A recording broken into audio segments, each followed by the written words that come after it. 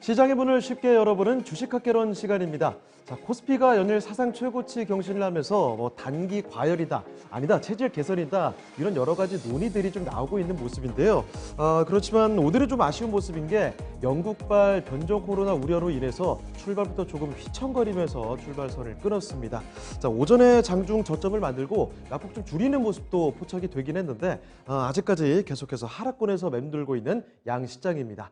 자, 주식학개론 오늘은 토마토 투자클럽 문서진 전문가, 김혜진 전문가 이렇게 두 분의 진이 모셔보고 이야기를 나눠보도록 할 텐데요. 자, 앞서 말씀드린 것처럼 코로나 바이러스의 변종이 빠르게 확산되는데 영국에서부터 악재들이 좀 들려오고 있습니다. 자, 그래서 이 악재들 그리고 증시에 미치는 영향부터 알아보도록 하죠. 자, 주식경제 이야기 쉽게 풀어보는 지니스탁 지금부터 들어가겠습니다.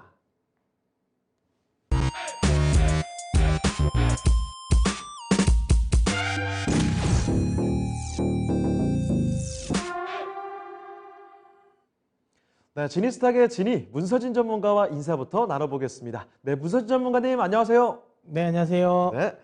자, 지금까지 미국, 중국 이런 얘기 좀 많이 했는데 오늘은 영국을 딱 잡아서 이야기 풀어보도록 하겠습니다. 자, 영국발 악재들 때문에 유럽 증시가 휘청였는데요. 어떤 악재들이 있는지 자세히 좀 정리를 해주시죠. 네, 오늘 새벽 이제 유럽 증시가 급락을 했습니다. 물론 아래 꼬리를 좀 달긴 했지만 상대적으로 대체적으로 2% 이상의 하락을 보였죠. 스페인, 이탈리아, 프랑스, 독일까지 전체적으로 좀 낙폭을 좀 키우는 모습을 보였고요. 여기 어쨌든 원인을 제공한 건 영국이다라고 보시면 될 것 같습니다. 일단 표면적으로는 이제 전염성이 기존의 우리 코로나보다 더 이제 이 전염성이 70%는 높은 변종 코로나가 발견되었다라는 이슈가 나오면서 일단 시장에 이제 급락을 만들어 냈었죠. 근데 사실 이제 이 부분은 조금은 이제 좀 신경을 한번 써봐야 되는 부분인 게 뭐냐면 사실 이런 변종 코로나 이슈는 이전에도 여러 차례 있었어요. 이번에 영국뿐만 아니라 변종 코로나와 관련된 이야기는 계속 나왔었던 상황인데 하필 오늘 새벽에 어제 보면 어제 저녁이었죠. 어제 저녁에 이 부분을 조금 더 좀 반영을 했다라는 거는 단순히 이게 무조건 이 이슈만에 의해서 반응한 건 아니다라고 보셔야 될 것 같아요. 어쨌든 물론 이 변종 코로나가 발생을 하면서 코로나가 좀 장기화에 대한 우려감이 좀 나오고 있는 상황이다 보니까 근데 이제 이건 그렇죠. 얼마 전까지만 하더라도 이제 백신이 나오면서 이제 백신 개발에 대한 기대감, 그로 인해서 코로나 종식에 대한 기대감을 가졌었던 시장인데 그 흐름이 얼마 되지 않아서 또 바로 이쪽으로 또 나온다라는 것 자체도 확실하게 시장이 조금 더 이제 좀 우리가 이것 말고 다른 악재가 있지 않을까라는 걸 생각해 볼 만한 부분이고요. 그 부분은 이 브렉시트와 관련된 부분을 연계시키면 될 것 같습니다. 그러니까 이 변종 코로나 이슈가 나오는 그 시점에 같이 나왔던 뉴스가 있거든요. 그게 이제 지금 이제 EU와 영국이 이제 브렉시트 협상을 일단은 결렬을 했습니다. 물론 완전한 결렬은 아니고요. 협상 테이블이 이 어업권 문제로 인해 가지고 좀 박차져 나갔다. 그런데 중요한 건 이게 아직까지는 다시 한번 이야기하면 완전 결렬은 아닙니다. 연말까지 더 협상은 이어갈 건데 확실하게 이제 노딜에 대한 우려감이 좀 더 부각이 된 거죠. 아무래도 노딜 브렉시트에 대한 우려감에 여기 변종 코로나 바이러스 이 이슈까지 같이 나오다 보니까 아무래도 차익 실현 욕구가 더 많았던 것 같다라는 생각은 들고요. 다만 이 흐름이 뉴욕 증시에서는 상대적으로 많이 선방을 했습니다. 급락 이후에 다시 다 아래 꼬리를 달고 다 말아 올렸고 국내 시장 역시도 사실 유럽 증시 대비해서는 지금 현재는 굉장히 좀 선방하고 있다라고 보시면 될 것 같아요. 어쨌든 상대적으로 시장이 좀 강한 쪽은 여전히 좀 긍정적인 것 같고요. 하지만 확실하게 시장에 차익 실현 매물을 내놓게 할 만한 이슈들은 좀 나왔다라고 보시면 되고 특히 이 브렉시트 이슈와 그다음에 이 변종 코로나 이슈가 나오면서 유럽 시장이 굉장히 많이 떨어졌고 그 과정에서 비트코인 특히 최근에 많이 올라왔었던 비트코인 가격 역시도 좀 흔들렸다는 점 이런 부분 자체도 좀 신경을 써볼 만한 이야기가 포인트가 아닐까라는 생각입니다. 어쨌든 지금까지는 시장이 영국에 집중하지는 않았는데 이 의외로 시장이 집중하고 있었던 만약에 시장에 단기적인 리스크가 나온다면 미국 아니면 중국이 될 것이다 라고 생각했던 부분을 영국 쪽에서 나타나면서 사실 상대적으로 좀 준비하지 않았던 부분이지 않을까라는 생각입니다. 그래서 조금 더 충격이 있었지 않았나라는 생각입니다. 네, 변종 코로나에 대한 우려 여기에다가 플러스 브렉시트 이야기 참 요새 많이 나오고 있죠. 이 브렉시트에 대한 불확실성까지 더해지면서 연구발 악재들 나오고 있습니다. 자, 그래서 유럽 증시가 크게 좀 흔들렸는데요. 자, 그럼 전문가님, 앞으로 시장의 방향성을 좀 어떻게 움직일지 이 영향에 대해서도 풀어주실까요? 네. 제가 이제 이 뭐 브렉시트와 관련된 부분, 코로나 관련 이슈를 여러 차례 설명을 드렸습니다. 시장에 미친 영향이 상대적으로 좀 제한적일 거기 때문에 만약에 이걸로 인해서 조정을 준다면 그냥 소나기 정도라고 생각한다라고 많이 이야기 드렸는데요. 근데 이번에 좀 조정은 조금은 더 의미가 있을 수도 있겠다. 물론 뭐 장기적인 흐름에서 변화는 없다라고 보는데 단기적인 조정폭은 제가 예상하는 것보다는 기존에 예상했던 것보다는 조금은 깊어질 가능성도 있다라고 생각을 하는데요. 제가 이제 그렇게 보는 이유는 글로벌 환시장의 변동성이 좀 키워졌다라는 겁니다. 그러니까 지금까지는 뭐 코로나 이슈가 나오고 브렉시트 이슈가 나왔을 때 사실 증시나 일부 상품 정도만 조금씩만 움직였어요. 거기에 대한 변동성이 있었지 환시장의 변동성은 크지가 않았는데 오늘 같은 경우 이번 같은 경우는 환시장의 변동성이 굉장히 컸습니다. 파운드화 같은 경우는 장중에 3% 가까운 급락을 보였거든요. 물론 뭐 지금 이 오후장 돼서는 다시 다 말아 올렸습니다. 그 다음에 이제 이 최근 들어서 이제 통화 중에서 가장 이제 좀 위험 자산 선호도가 가장 묻어나고 있는 통화 호주 달러 같은 경우가 호주 달러도 장중에 2% 가까운 하락을 했거든요. 물론 뭐 이건 역시도 오후장에는 또 많이 다 말아 올라왔다라는 거죠. 하지만 지금까지 어쨌든 이렇게 환시장의 변동성을 이렇게 키운 이슈는 없었단 말이죠. 최근 들어서는. 그런데 이게 지금 현재 좀 환시장의 변동성을 많이 키우고 있다라는 부분을 좀 주의를 해야 될 것 같고요. 그리고 앞서도 이야기 드린 것처럼 그동안 가장 흐름이 좀 강했던 상품 중에 하나가 비트코인이지 않습니까? 근데 비트코인 가격도 좀 급락을 했었다는 점. 그러니까 기존에 이 상방 포지션을 취했던 부분을 좀 빠르게 좀 차익 실현하는 차익 실현하는 물량이 나왔다라는 거죠. 지금까지는 이런 이 코로나 이슈라든지 뭐 사실 코로나 이슈가 지금 그러니까 이번에 변종 코로나가 물론 새로운 이슈긴 하겠지만 중요한 건 이것 말고도 이전에도 있었죠. 왜냐하면 뭐 미국 같은 경우는 신규 확진자 막 30만 명 나오고 그 다음에 뭐 독일 쪽에는 완전 다시 또 락다운하고 이런 부분이 많았지만 거기에 시장이 반응을 안 했었는데 오늘은 조금 더 이쪽에 관련된 부분은 좀 반응을 했다라는 부분 그리고 거기에 어쨌든 이런 환시장까지도 좀 반응을 했다라는 부분 요 부분을 좀 주목을 해봐야 될 것 같고요. 그러면서 어쨌든 좀 빠르게 지금 차익 실현 매물 특히 많이 올라왔었던 그리고 변동성을 키울 수 있는 상품 중심으로 지금 빠르게 지금 이 차익 실현 매물이 나왔다라는 부분은 좀 주의가 좀 필요해 보이는 부분이고요. 다만 그럼에도 불구하고 또 대기 매수세도 굉장히 지금 강했다라는 걸 확인할 수 있습니다. 아까도 이야기 드린 것처럼 환시장이 굉장히 급락을 했었지만 이 부분을 다시 다 위로 다 말아 올려왔다라는 거죠. 이 부분은 또 한 번 이야기 드릴 수 있는 거예요. 뉴욕 증시 역시도 급락 이후에 다시 다 이 하락폭을 다 만회했다라는 점이죠.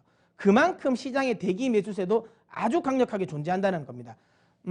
악재성 요소 그러니까 강한 매도세와 강한 매수세가 지금 한번 충돌이 일어난 상황이거든요. 근데 이게 단순히 주식시장뿐만 아니라 상품시장에서도 그리고 환시장에서도 이런 흐름이 연출됐다라는 거죠. 그러면 어느 방향으로 이게 나올지는 모르겠습니다. 위로 갈 수도 있고요. 아래로 갈 수 있습니다. 다만 어떤 방향으로 가든 결과가 나오면 지는 쪽은 세게 밀릴 가능성이 높습니다. 그러니까 예를 들어 이렇게 강하게 매도세가 나왔음에도 불구하고 이 부분을 매수세가 다 에너지를 흡수해서 올린다면 그러면 생각보다 더 강한 시장이 나올 수도 있고요. 반대로 지금까지 계속 이제 지고만 있었던 매도세가 이번에 매수세를 만약에 이긴다면 생각보다는 조금 가파른 하락은 나올 수 있다라는 거죠. 뭐 제가 항상 제가 나오는 뭐 출연하는 방송을 보시는 분은 아시겠지만 제가 시장 조정과 관련된 부분에 있어서 제가 크게 강조를 드리지 않았습니다. 만약에 조정을 주면 소나기니까 그냥 맞고 가라는 이야기를 많이 드렸던 부분인데요. 이번에 좀 조정은 조금은 좀 신경을 한번 써볼 만하다. 물론 근데 이번에 하루의 흐름 가지고 뭐 너무 이제 뭐 미리 반응할 필요는 없겠지만 확실하게 이런 흐름이 연속적인 흐름이 연출된다라고 한다면 분명히 조심은 해야 되지 않을까라는 생각입니다. 그래서 이번에 조정을 주면 저는 개인적으로 이전까지만 하더라도 한 뭐 코스피 기준으로 2,700 정도 수준에서의 조정이 저가가 형성되지 않을까라는 생각을 했는데요. 지금은 조금 더 밑방향까지도 열어둬야 되지 않을까라는 생각을 합니다. 물론 다시 한번 이야기드리지만 이 부분은 조금 더 연속성을 봐야 된다라는 거고요. 하지만 이거죠. 그러니까 단기적인 변동성은 분명히 확대를 할 수 있기 때문에 주의는 해야 되겠지만 중기적인 방향성은 여전히 큰 틀에서는 긍정적이다라는 겁니다. 다만 계속 이야기드린 것처럼 이전에 제가 설명드렸었던 부분보다는 이번에 만약에 조정이 나오면 그 조정의 강도가 조금 셀 수 있기 때문에 지금 현재 어느 정도 그러니까 주식이 뭐 풀로 채워져 있는 분이라면 조금은 한 10%에서 20% 정도의 현금 확보는 좀 해두고 시장을 조금 지켜보면서 다시 한번 뭐 추가적인 변동성이 없고 이런 악재성 요인이 사라진다면 다시 좀 진입한다라는 생각으로 지금 현재는 살짝은 현금 확보를 해두는 것도 전 나쁘지 않다라고 생각을 합니다. 다시 한번 이야기 드리지만 지수의 변동성보다는 한 시장의 변동성이 나왔기 때문에 조금은 우리가 이 부분은 좀 신경 써야 된다라는 거고요. 특히 시장이 어찌 보면 조금 간과하고 있었던 유럽 쪽에서 특히 영국 쪽에서 나왔다는 거죠. 미국이나 중국 쪽에서 나올 것 같았던 부분이 영국에서 좀 나왔다라는 부분 역시도 어찌 보면 약간 악재성으로도 좀 신선한 악재일 수도 있기 때문에 조금 더 조정 가능성은 있다. 이 부분을 좀 우리가 주의를 하면서 보도록 하겠습니다.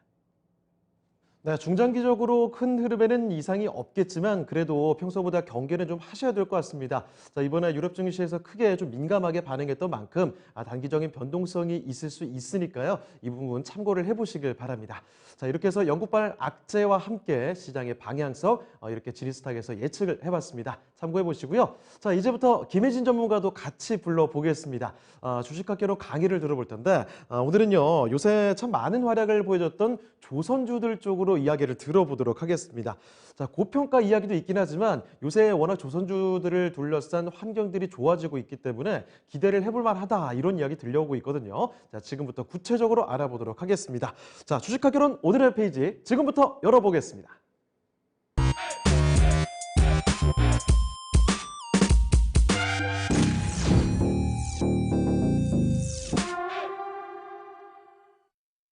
네, 요새 그야말로 물 만난 조선주입니다. 잇따른 수주 소식도 들려오고 있는 상황인데, 자, 왜 이렇게 수주가 자꾸 들어오는지 이런 원인들에 대해서 좀 알아볼까요, 김혜진 전문가님?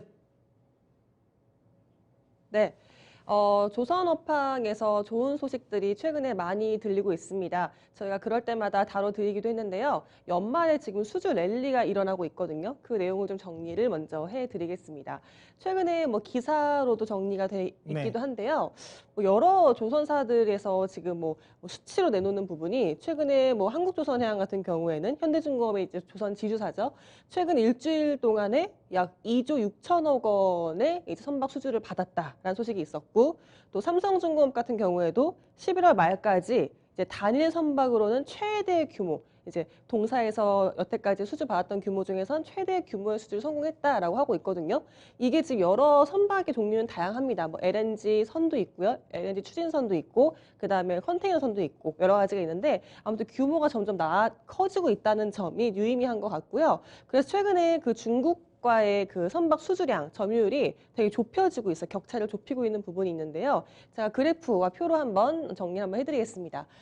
최근에 이제 이런 수주 봤을 때 저희가 가끔씩 조선업종을 다뤄드릴 때 올해 이제 항상 목표치를 채우잖아요. 수주를 이만큼 달성하겠다는 목표치를 채웠을 때 좀 많이 미달된 부분들이 이제 예상이 됐었거든요. 그렇죠. 네, 그런데 최근에 좀 많이 올라왔어요. 지금 현대중공업그룹 같은 경우에도 목표 달성률은 80%까지 올려놨고요. 대우조선해양 같은 경우에도 50% 넘게 그 절반 정도는 다 목표치에서 좀 초과는 아니고 50% 넘게 절반은 달성한 느낌이 있는데 아무래도 근데 이제 조선업종 같은 경우는 특성상 대부분 연말에 다 수주가 다 집중돼 있죠. 그쵸. 네, 그래서 저거 이제 목표가 지금 50% 야 절반밖에 안 돼 있어라고 하실 필요는 없어요. 만약에 이게 다음 주에도 얼마든지 쏟아질 수 있는 상황이라서 요 부분은 제가 보기에는 50%라고 해서 지금 별로 비관할 필요는 없다라고 생각되고요. 만약에 이번에 또 이 달성이 안 된 건 또 내년에도 또 들어올 수 있는 부분이라서 그렇죠. 지금 시점에서는 사실 올해 수주 목표량보다는 내년에 대한 부분을 더 신경 쓸 만한 시점이라서 이 부분은 그렇게 크게 안 신경 써도 되지 않을까 싶습니다. 최근에 한시장의 영향도 있는 것 같고요. 조선에 이렇게 선박 수주가 많이 느는 영향도 있는 것 같은데 원래 좀 연말에 조금 몰리는 경향이 네. 있거든요.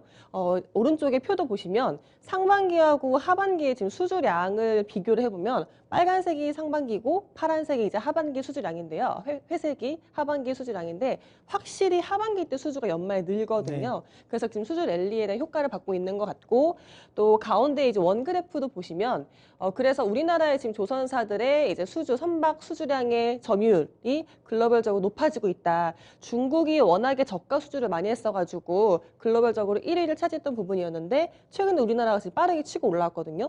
이게 지금 6월 말까지 코로나가 있었던 6월 말까지는 거의 수치가 40%대 격차를 벌이기도 했는데 현재는 7%대까지 좁혀졌으니까 이 부분에 대한 의미도 있는 것 같고요. 정리를 한번 말씀을 해드렸지만 이렇게 연말에 수주가 몰리는 이유를 한번 정리를 해볼까요?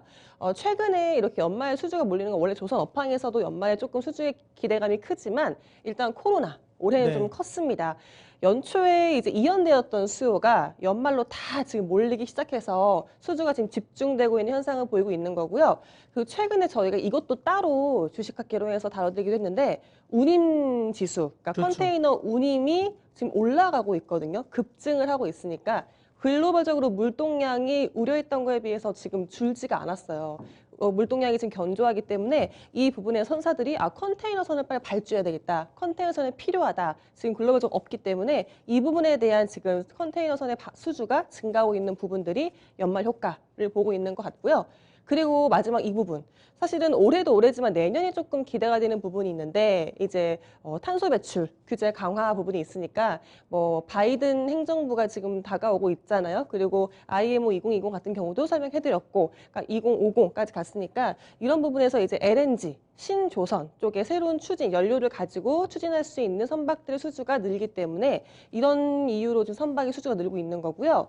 당연히 이렇게 선박 수주가 늘면 효과는 당연히 뭐 주가에는 긍정적인 영향을 줄 수밖에 없겠죠. 그렇죠. 이런 효과 같은 경우에는 주가가 최근에 많이 상승을 했습니다. 그리고 올해 이렇게 조선업황이 사실 늘 좋았던 건 아니었거든요. 반짝으로 5월하고 11월 이렇게 두 달에 약간 그 지수 대비해서 아웃퍼폼한 모습을 보여주는데 이게 이제 수주 소식. 항상 뭔가 수주가 터졌다라는 뭐 젯팟이다라는 뭐 소식이 들릴 때마다 주가가 상승하는 모습을 보여줬는데요. 자, 그림을 하나 보여드릴게요.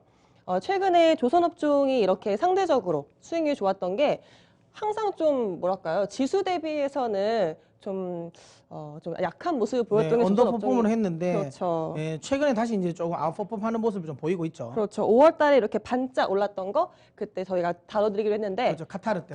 그렇죠. 카타르 때 드디어 우리나라가 지금 받아왔다라고 해가지고 이제 반짝 상승을 해줬고요. 최근에 근데 이제 기대감. 사실 저희가 이때 카타르 때는 조선업을 부정적으로 봤어요.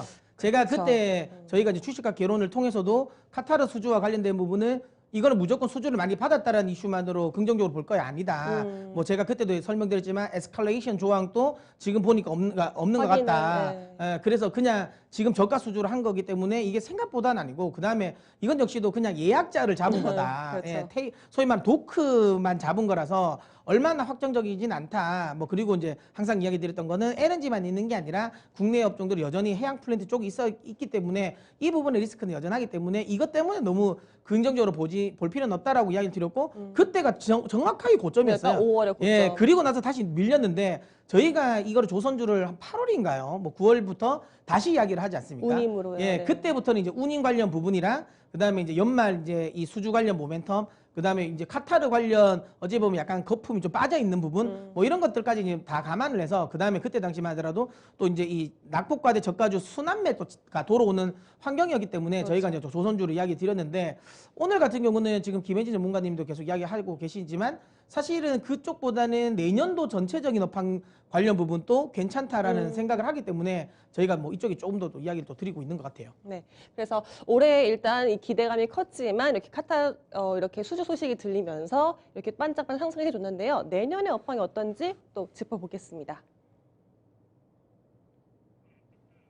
자, 말씀을 해주신 것처럼 현재 내년을- 상황 상당히 좋습니다. 자, 그런데 지금 올해는 다 지나갔고요. 이제 내년의 모습이 말씀해 주신 것처럼 어떤지가 상당히 중요할 것 같습니다. 자, 그런데 지금 좋은 분위기 이 요인 중에 하나가 올해 초에 이연된 수요가 집중되어 있기 때문이다. 이런 요인도 한 가지 짚어주셨거든요. 내년까지 분위기 쭉 갈 거라고 보십니까? 네. 사실 조선업황에 대한 의견은 좀 갈리는 것 같기는 해요. 내년에도 정말 크게 기대가 된다. 지금 조선업에 빅사이클이 오고 있다 하는 쪽도 있는 반면에 아직 확인할 것들은 많다라는 부분들이 있거든요.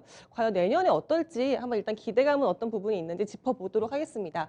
일단 최근에 조선업황을 봤을 때 우리나라 조선사들이 좀 호조를 보일 만한 환경들은 맞는 것 같아요. 네. 일단 LNG라든지 LNG선, LNG 운반선이죠. LNG라든지 컨테이너선의 업황 지표가 다 좋아지고 있거든요. 그러니까 컨테이너선의 수주가 증가를 하고 있고 LNG, 지금 LNG 쪽에 대한 수요가 지금 에너지 자원으로 해서 지금 수요가 늘고 있잖아요. 최근에 또 중국 쪽에서 LNG를 많이 수입을 하고 있기 때문에 이쪽에서의 지표는 확실하게 호조를 보이고 있는 것 같고요.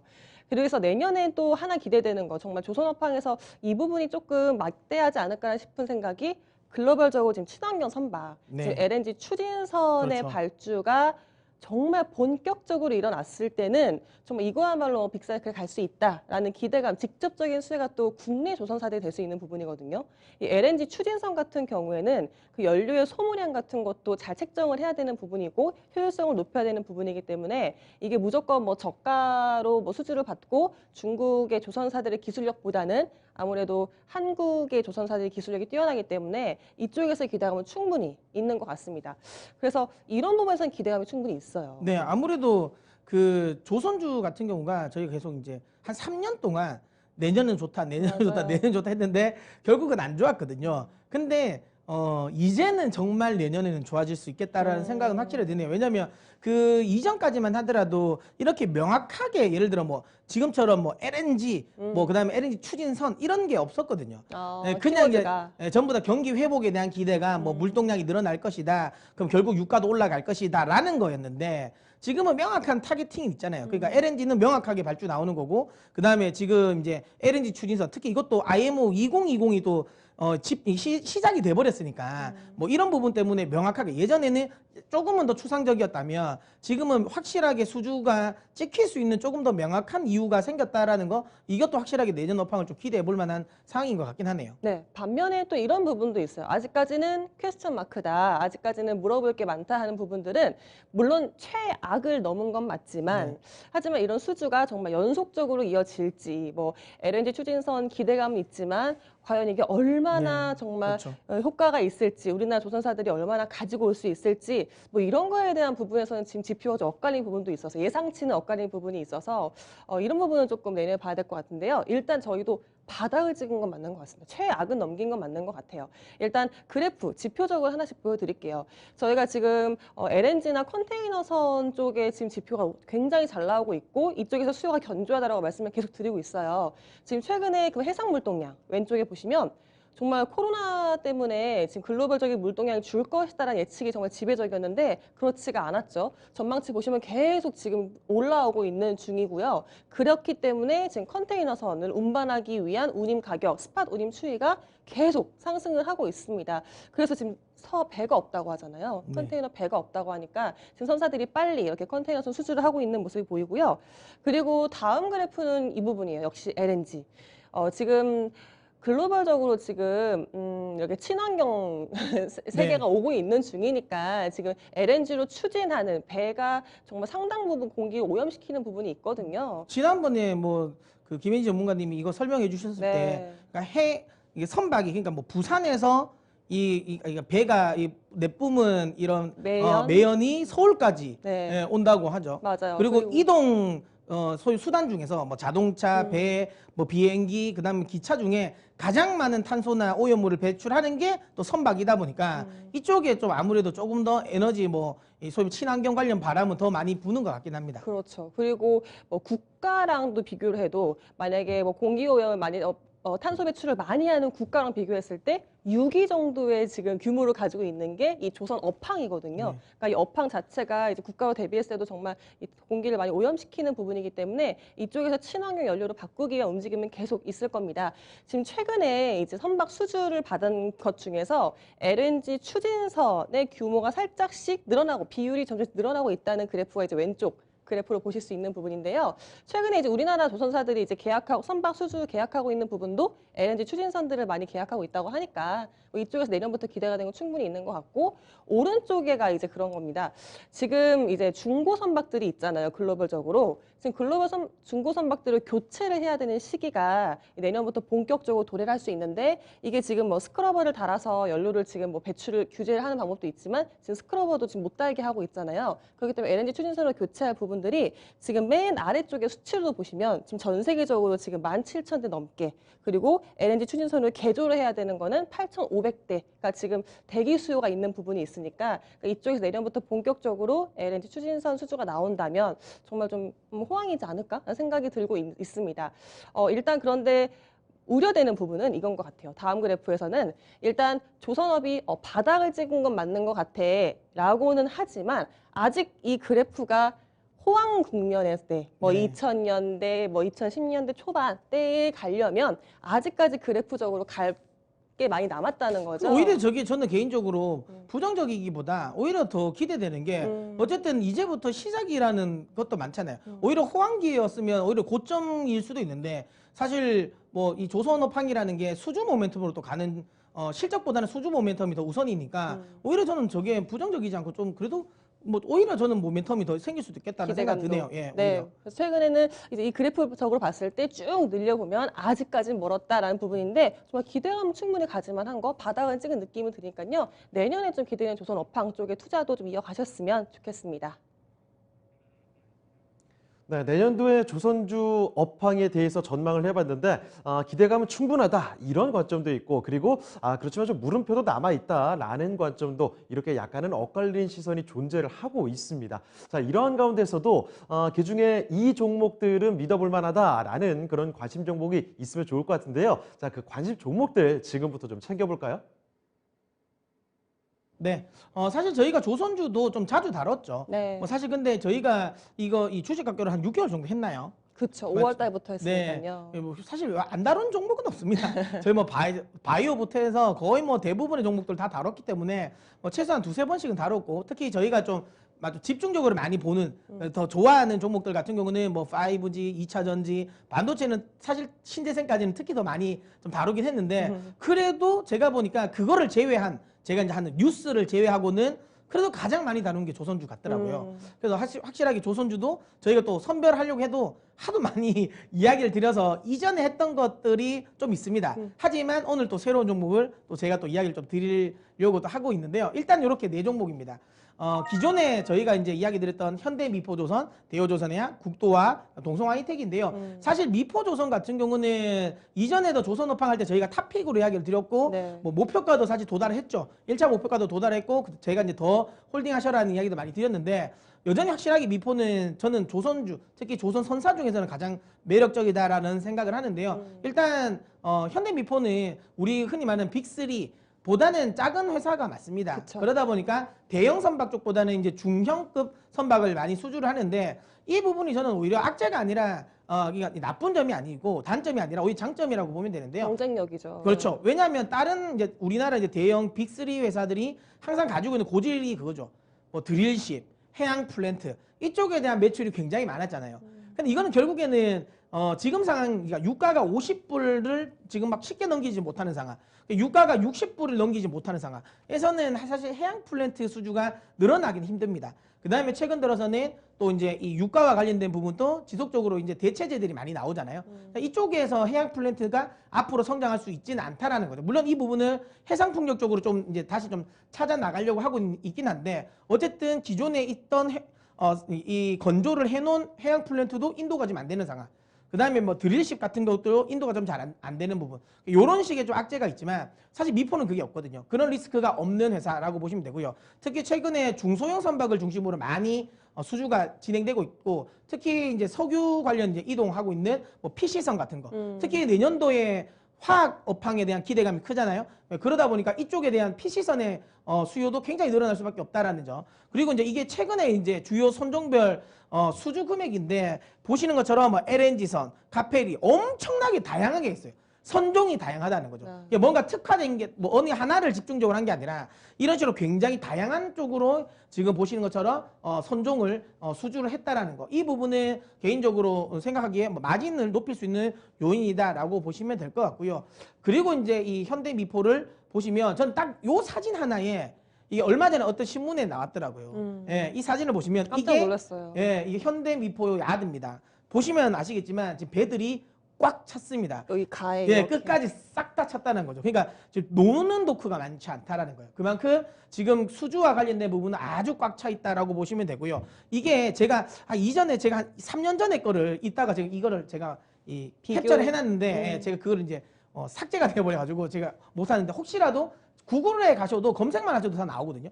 3년 전의 야드랑 지금의 야드는 엄청난 차이가 납니다. 그러니까 3년 전에는 이게 진짜 중간중간 답이었어요. 지금 이게 지금 거의 다 찼다라는 거죠. 그러니까 지금 수주와 관련된 부분의 모멘텀은 여전히 긍정적이다라고 보시면 되고요. 그 다음에 또 하나는 지금 LNG 추진선 이야기를 많이 했는데 현대미포 같은 거는 LPG 추진선입니다. 뭐 사실 뭐 가스 터빈선이라고 보시면 되겠죠. 예, 이쪽에 관련된 수주인데 원래는 이거를 세계 최초로 인도를 할 국가가 중국이었어요. 중국 회사였는데 이제 중국 회사가 이거를 계속 수주를 못했어요. 그쵸. 그러니까 인도를 야 다 빨리 할게. 줘 했는데 안 됐대. 줘 했는데 결국 안 돼서 결국에 LNG 추진선으로 안 만들어줬어요. 그러니까 디젤선으로 그냥 만들어 가버렸습니다.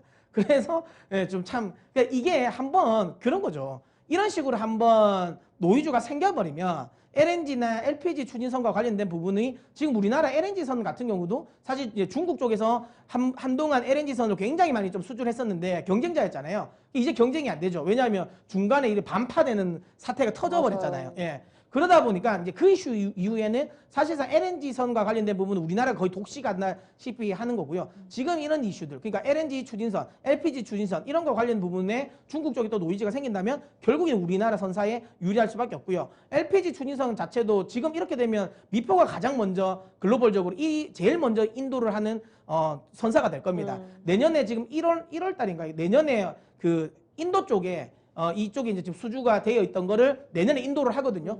그렇게 되면 글로벌 첫 번째 LPG 추진선 인도를 하는 또 이제 이 선사가 되기 때문에 이런 프리미엄은 앞으로의 수주에도 굉장히 좀 유리하지 않을까라는 생각을 하고 어쨌든 조선사들은 이미 알고 있습니다. 선사들은 알고 있어요. 뭐냐면 스크러브 달아도 안 된다는 건 알고요. 그쵸. 저유양료 해도 안 된다는 건 압니다. 그리고 지금 이제 중고선 사도 안 된다는 건 다 알아요. 그러니까 결국은 무조건 새로 만들 겁니다. 그리고 그걸 LPG든 LNG든 이런 추진선으로 다르게 바꾼다라는 거죠. 이쪽에 관련된 수요 굉장히 많을 거라고 보기 때문에 저는 여전히 긍정적으로 봅니다. 다만 최근에는 예전에 제가 이걸 10점을 드렸을 때보다는 주가가 좀 많이 올라와 있기 때문에 그 주가에 대한 좀 약간 단기적인 조정 가능성이 있다라는 생각에 1점만 깎았고요. 하지만 그래 여전히 저는 매수의 관점은 맞습니다. 떨어지면 눌림목에서 계속 좀 매수하라는 이야기를 드리도록 하겠고요. 그래서 저는 9점을 드리도록 하겠습니다. 네. 대우조선해양 보겠습니다. 저희도 역시 좀 긍정적으로 봤던 조선사 중에 하나고요. 저도 오늘 말할 부분이 일단 3분기에 뭐 우려했던 실적보단 잘 나왔습니다. 영업이익이 흑자를 전환을 했고요. 최근에 이 부분을 좀 말씀을 드리려고요. 저희가 좀 LNG 쪽에 기대감이 크기 때문에 이쪽을 계속 강조를 드리고 있는데 원래 우리나라가 이제 LNG 추진선이든 LNG 선이든 운반을 하는 선이든 LNG를 저장하기 위한 공간이 필요하거든요. 그게 이제 LNG 화물창이라고 하는데 그 화물창의 이제 뭐 구조라든지 거기에 들어가는 뭐 본행제 같은 거의 그 구조가 프랑스의 그 엔지니어 기업 GTT가 가지고 있었거든요. 그래서 우리나라가 LNG선을 만들면 그냥 만들기만 해도 그냥 특허권이 GTT에 나가잖아요. 그렇죠. 네. 그 프리미엄을 줘야 돼요. 그러니까 너네 기술을 우리가 사용한 거니까 특허권을 줄게. 약간 이게 조선업의 약간 퀄컴 같은 회사죠. 그러니까요. 그래서 항상 5%씩 그 화물창 만드는 비용이 5%씩 GTT한테 지불했었거든요. 이게 총 합쳐보니까 20년 동안에 40억 달러가 넘었다고 하니까 GTT가 많이 수금을 해간 거죠. 네. 근데 사실상 GTT는 한 번도 화물창을 만들어 본 적이 없거든요. 그러니까 특허를 먼저 내고 기술 출원을 먼저 했기 때문에 글로벌적으로 그 특허비를 받는 건데 최근에 이 부분이 이제 좀 과하다, 좀 뭔가 남용하고 있다라고 해가지고 우리나라의 지금 공정거래위원회에서 과징금을 부과했거든요. 그러니까 이런 거에 대해서 이렇게 좀 규제를 좀 내려간다면 GTT가 조금 이 부분에 대한 비용 우리 조선사들이 안 낼 수 있으니까 이 부분에 대한 수혜도 받을 수 있는 거, 실적에 나타날 수 있는 부분이 있는 것 같고요. 대우조선해양 같은 경우는 그래서 GTT의 기술이 아닌 독자적인 그 LNG 화물창 솔리더스를 개발을 이미 해놨거든요. 그러니까 이거에 대한 사용 폭도 좀 넓어질 수 있는 기대감이 있다라고 생각하시면 될 것 같은데요. 제가 GTT에 과징금 부과하는 거 한번 보여드릴게요. GTT 같은 경우에 자기네 기술이다라고 되게 외쳐야 되겠죠. 그래서 가끔씩 뭐 우리 기술을 뭐 틀렸어, 뭐 아니면 안 돼, 뭐 이렇게 할 때 뭐 전화로나 팩스, 이메일로 안 되면은 뭐 직접 현지에 가기도 하고 하면서 그 수주 기간이 건조 기간이 꽤 길게 된 거예요. 그래서 평균적으로 뭐 우리나라 조선사들이 뭐 12개월 안에 끝낼 수 있는 뭐 조선 건조 수주라도 이거를 쭉 18개월까지 늘려가지고 총 평균적으로 27개월 정도의 건조 기간을 가지고 있었거든요. 그러니까 이런 영향이 GTT가 이제 이번에 좀 공정거래위원회에서 과징금도 물고 이런 기술을 조금 안 쓰고 우리 거의 기술로 좀 독자적으로 쓴다면 이 건조 기간도 줄 수 있고요. 네. 또 가격적인 경쟁력도 생길 수 있는 부분이 있으니까 여기에 대한 기대감도 내년부터 좀 가질 수 있지 않을까라는 생각이 들고 있고요. 그리고 대우조선해양 같은 경우에는 아까 뭐 현대미포는 작은 아이, 중소형 선박이었다면 대우조선해양은 큰 아이들을 되게 많이 잘 만드는 네. 조선사거든요. 여기에 지금 LNG 추진선 중에 VL 탱커라고 있습니다. 이 VL이 다름이 아니라 베리 라지예요. 그러니까 큰 탱커를 잘 만드는 기업이고요. 최근에는 또 ULCC라고 해서 UL은 울트라 울트라, 라지, 예, 울트라 라지. 그러니까 엄청 큰 아이들이 잘 만드는 건데 국내에서 전 세계적으로 봤을 때 이 VL, 베리 라지, 그러니까 큰 배, 베리 라지 CC를 가장 많이 수주한 기업이 대우조선해양이고 그다음에 ULCC 같은 경우에도 국내에서 최초로 개발한 이제 만든 수주 건조한 그 기업이 대우조선해양이기 때문에 최근에 또 큰 선박들의 수주가 많이 기대가 되고 있기 때문에 이쪽에서 기대감도 충분히 대우조선해양이 더 받지 않을까 수혜를 받지 않을까 생각을 하고 있습니다. 그래서 점수는 대우조선해양 9점 주겠습니다. 네. 다음은 국도화학입니다. 조금 생소하실 수도 있어요. 조선업황을 이야기할 때 국도화학을 이야기는 잘 안 하죠. 잘 안 하는데 이제는 좀 해볼 만한 시점인 것 같습니다. 에폭시를 만드는 회사고요. 국내 에폭시 시장 점유율 1위의 기업이라고 보시면 됩니다. 시장 점유율 국내는 66%로 가장 크고요. 글로벌적으로도 지금 이 국도화학을 비롯해서 중국 회사까지 포함해서 한 4개 회사가 전부 다 글로벌 독점을 하고 있는 시장이라고 보시면 됩니다.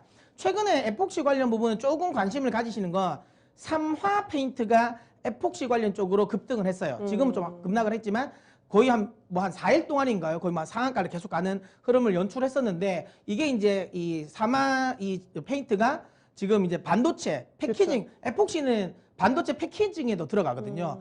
그러다 보니 거기에 걸 이제 개발했다라고 이야기를 하면서 이제 급등을 했는데 사실 국도학은 이전에도 하고 있었습니다. 반도체 패키징 관련 이제 에폭시도 하고 있었던 회사라고 보시면 되고요. 어쨌든 이런 에폭시 쪽에 국내 점유율 1위 회사이고요. 제가 왜 이 부분을 이제 조선으로 엮냐면 이 에폭시는 쉽게 말하면 우리가 쉽게 이야기하면 공사를 할 때 뭐 인테리어 공사를 하면 바닥에 보면 이렇게 에폭시를 많이 깔잖아요. 그쵸. 예, 그 소위 말 이 지하 주차장이나 아니면 인테리어 할 때 좀 편하게 하려고 바닥재로 많이 쓰고 특히 에폭시는 방수재로 많이 씁니다. 네. 위에 옥상이나 이럴 때 방수할 때 건물 방수할 때 에폭시를 많이 쓰는데 그러면 딱 느낌이 오시죠. 예, 확실하게 이제 조선의 도료에 들어갑니다. 그러니까 에폭시로 나중에 이제 이 조선이 배를 만들고 나면 아무래도 이런 이제 해수가 들어가는 부분에 대해서는 부식도 많이 일어나기 때문에 이쪽에 에폭시를 다 도료를 합니다. 다 도포를 하기 때문에 조선업이 살아나면 에폭시 수요가 굉장히 크게 늘어납니다. 그렇겠죠. 그리고 또 이제 이것뿐만 아니라 플랜트 수주들. 그러니까 화학 업종들이 이제 플랜트를 많이 수주하면 거기에 들어가는 관 같은 거 있지 않습니까? 거기에 소위 말하는 코팅하는 것도 에폭시가 들어갑니다. 그러니까 플랜트, 그다음에 뭐 이런 이 선박, 그다음에 이 에폭시는 뭐 자동차에도 들어가고요. 그리고 제가 아까도 이야기 드린 것처럼 반도체 패키징에도 지금 들어간다라는 거죠. 근데 지금 제가 이야기하고 있는 이 모든 업황이 내년도에 긍정적으로 돌아선다라는 겁니다. 기대가 되는. 네, 그렇다면 에폭시 수요에 대한 증가가 기대될 수밖에 없고요. 또 하나는 풍력 쪽으로도 모멘텀이 있다라고 보시면 되는데요. 왜냐하면 풍력에 들어가는 것 중에 그러니까 블레이드, 그러니까 이 바람개비 있지 않습니까? 날개. 여기에 해양 플랜트가, 그러니까 물론 이거 육상 풍력도 그런데 해상 풍력 같은 경우는 더더욱 이런 소위 말하는 부식에 좀 강해야 되거든요. 그래서 블레이드를 조금 더 단단하게 소위 말 보강하는 효과. 그 다음에 이제 이런 해수와 관련된 부분에 있어가지고도 부식을 좀 막는 부분으로 에폭시를 다 이제 바르거든요. 사실상 이 국도화학은 에폭시 관련해가지고 그러니까 풍력 쪽에서 나오는 에폭시 수요가 이미 매출이 있어요. 전체 10%를 차지합니다. 그렇기 때문에 10% 별로 크지 않지 않냐라고 생각하실 수 있는데 워낙 국도화학이 하는 에폭시 수요가 많아요. 그러니까 종류가 많습니다. 그래서 전체적으로 평균적으로 다 10% 정도의 매출을 내는 거예요. 그만큼 매출처가 다양한데 그러면 풍력도 그렇게 따지면 꽤 높은 비중으로 매출을 내고 있는 회사라는 거죠. 그러면 내년도에 또 해상풍력과 관련된 시장 여치도 긍정적일 거기 때문에 저는 국도화학도 한번 관심을 가져볼 만하다라고 생각해서 제가 드리는 점수는 9점을 드리도록 하겠습니다. 네, 마지막으로 동성화인텍 보겠습니다. 동성화인텍도 저희가 조선업황 할 때 자주 소개해드리는 네. 부분이고요. 그리고 특히 이제 LNG의 기대감인데, 이제 LNG 선이들, 에너지 추진 선이들 저희가 계속 이제 강조드리는 부분이 보관을 잘 해야 되는 부분이 있거든요. 이제 화물창에. 근데 LNG가 말 그대로 액화 천연 가스잖아요. 가스를 액체로 만든 거기 때문에 급격한 저온에서 냉동을 시켜야 되는 부분이 있습니다. 근데 이 냉동을 해놓고 이 온도가 조금이라도 변하면 다시 기화가 돼버리기 때문에 이 온도를 잘 유지할 수 있는 소재, 보냉제가 필요하거든요. 그 보냉제를 생산하는 기업이 동성하인텍이고요. 그래서 뭐 LNG선, LNG 추진선이 글로벌적으로 수주가 많이 된다라고 하면 그쪽에 들어가는 보냉제 수요도 당연히 증가할 수밖에 없겠죠. 그럼 동성하인텍의 뭐 실적이든 성장이든 이건 여실히 느껴질 수 있는 부분이고요. 최근에 그래서 동성화인텍의 지금 수주가 역대 최대 규모의 지금 잔량이 남아 있는 지금 정도입니다. 그래서 이 부분에 대한 그래프도 준비하기도 했는데요. 그래프 보시면 지금 수주 잔고가 계속 쌓이고 있다가 올해 지금 딱 역대 최고치 찍었거든요. 내년에도 이 부분은 충분히 기대가 되는 부분이 있기 때문에 수주 잔고만 잘 한다고 해도 실적에 반영되는 데까지 시차가 걸리기 때문에 내년 실적 역시 올해보다 더 우상향할 수 있는 기틀은 마련이 돼 있다. 그리고 앞으로도 LNG 추진선, LNG선에 대한 기대감은 충분하다. 그렇다면 동성화인텍도 이제 선박, 조선 업종을 봤을 때 좀 같이 기대감 가질 만한 종목인 것 같습니다. 그래서 동성화인텍은 점수는 저는 9점을 주겠습니다. 네, 오늘은 우열을 가리기가 쉽지가 않습니다. 네 종목 모두 다 9점으로 동일한 상황인데요. 자, 그러면 오늘 탑픽은 어디로 갈까요? 네. 뭐 사실 다른 아까도 얘기했지만 세 종목은 저희가 이전에도 많이 이야기 드렸기 때문에 제가 오늘 처음 소개시켜드리는 국도학을 저희는 탑픽으로 뽑겠습니다. 다만 이제 국도학은 거래량이 많은 종목은 아닙니다. 그러니까 시총이 작은 종목은 아닙니다. 시총은 그래도 한 3천억 이상 정도 돼서 매매를 해볼 수 있는 종목이긴 한데 이제 하루 거래량 자체가 그렇게 많은 거래량이 아니기 때문에 매매를 하신다면 매수를 하실 때도 좀 분할 매수, 만약에 매도를 하실 때도 좀 분할 매도를 한다는 생각으로 접근하시면 좋을 것 같고요. 일단 1차 목표가는 저는 7만 원 정도로 제시해 드리도록 하겠고요. 손절 라인은 5만 원입니다. 다만 저는 내년도까지 시장을 본다면 사실 밸류에이션도 굉장히 싸거든요. 전 추가적으로 충분히 더 높은 위치까지의 목표가도 생각할 수도 있다. 하지만 어쨌든 지금 현재 1차 목표가는 한 7만 원 정도로 잡고 저기에 도달을 하면 다시 한번 저희가 가격 전략을 내어드리도록 하겠습니다. 자, 바로 탑픽 종목은 국도화학으로 잡아주셨습니다. 목표 주가는 7만 원이고요. 손절 가격 5만 원으로 잡아주셨네요. 자, 오늘은 이렇게 해서 조선주들까지 정리를 해봤습니다. 이런 부분 참고를 하시길 바랍니다. 자, 주식학개론 이제 마칠 시간 다가왔는데 공개 방송이 오늘 있습니다. 두 개가 있거든요. 자, 첫 번째는 오늘 5시에 진행이 되죠. 서진이와 함께할 수가 있습니다. 주제는 2021년 대박주를 공개해드린다고 하니까요. 요것도 챙겨주시고요. 자, 그리고 그 이후에 오후 7시에는 해진이와 함께하는 시간이 또 있습니다. 연말에 모아야 할 섹터를 분석해 주신다고 하니까요. 자, 오늘 이렇게 공개 방송 2건 함께 해주시면서 유익한 정보 가져가시길 바랍니다. 자, 지금 오늘 주식학개론 진행되는 동안에 양시장 좀 더 낙폭을 좀 더 깊게 내려가고 있습니다. 아무쪼록 남은 시간 동안 신중하게 대처하시길 바라면서 주식학개론 마치도록 하겠습니다. 지금까지 다양한 투자 판단에 대한 도움 말씀드렸습니다만 특정 종목의 상승과 하락을 보장하지는 않습니다. 이 점 기억해 주시고요. 저희는 내일 이 시간에 다시 뵙겠습니다. 고맙습니다.